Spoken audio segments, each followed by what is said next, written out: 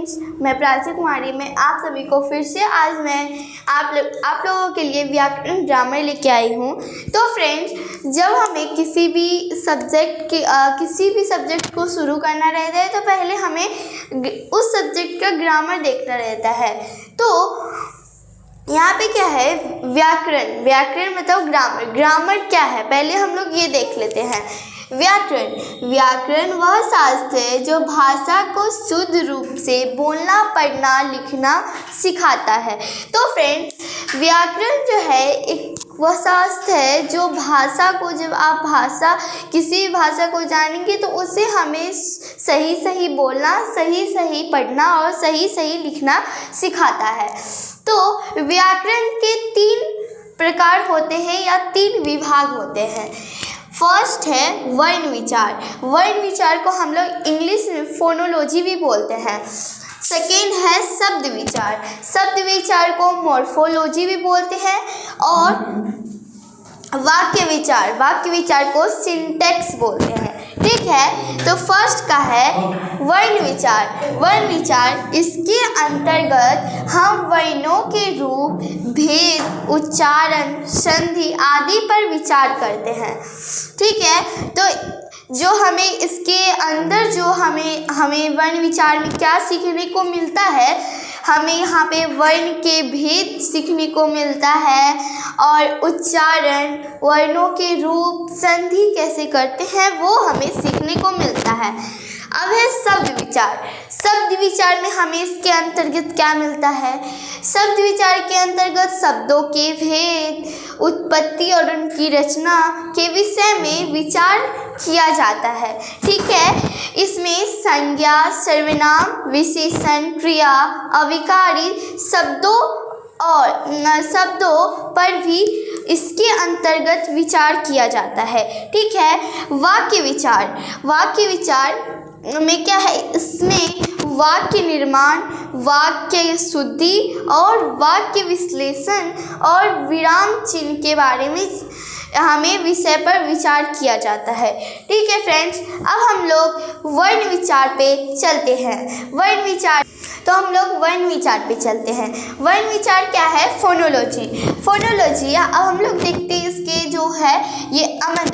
हम लोग जब इसमें जानना है तो पहले हम लोग ये जो जानते हैं, एग्जाम्पल जानते हैं इसके।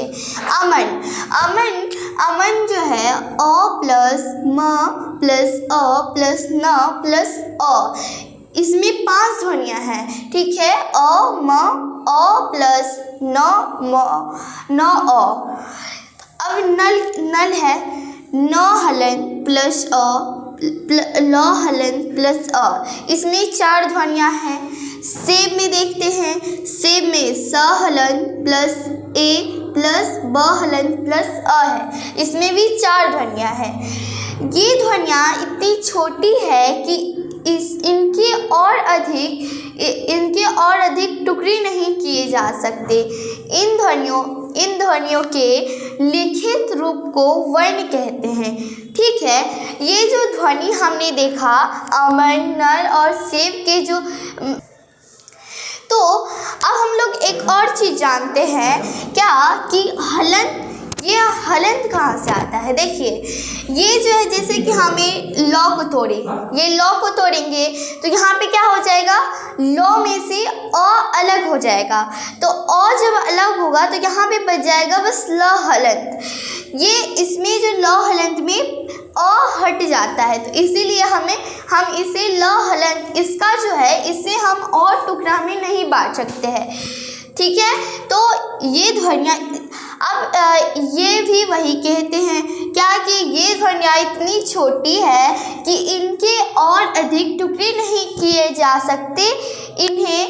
इन ध्वनियों को लिखित रूप में वर्ण कहते हैं। ठीक है, वर्ण को अक्षर भी कहते हैं। भाषा की, अब हम लोग वर्ण के डेफिनेशन के बारे में जानते हैं। ठीक है, वर्ण क्या है वो जानते हैं।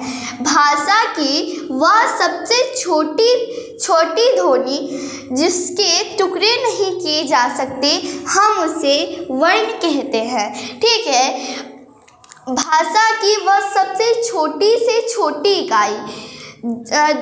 इकाई मतलब ध्वनियाँ जिसके टुकड़े ही नहीं किए जा सकते। और बस हमने आप लोगों को बताया कि यहाँ पे जब हम लोग टुकड़े हलंत में मतलब लॉ को जब लॉ में से अ हटा देंगे तो उसमें इसके बाद उसका कोई खंड नहीं होगा, मतलब टुकड़े नहीं होगा, तो हम उसे वर्ण कहते हैं। अब है वर्णमाला अल्फ़ाबेट। वर्णमाला को इंग्लिश में अल्फ़ाबेट कहते हैं। इसका देख लेते हैं वर्णमाला क्या है। वर्णों के व्यवस्थित समूह को वर्णमाला कहते हैं। वर्णों के व्यवस्थित समूह को वर्णमाला कहते हैं। अब है स्वर। स्वर क्या क्या है आप लोगों ने बचपन में पढ़ा ही होगा, जिससे स्वर तो पहले हम लोग को ये समझाया नहीं जाता स्वर। तो यहाँ पे देखिए अ, आ, हर्षही, दीर्घही, एन, हर्षऊ, दुर्गऊ, ए, ऐ, ओ, औ, ये 10 स्वर हैं, ये जो है ये स्वर कहलाते हैं। इसके बाद जो हम लोग पढ़े हैं अनुस्वार और विसर्ग। अनुस्वार और विसर्ग जो है ये अयोगवाह में आते हैं। ठीक है फ्रेंड्स, अनुस्वार विसर्ग अयोगवाह में आते हैं। तो फ्रेंड्स अब हम लोग आगे की ओर चलते हैं।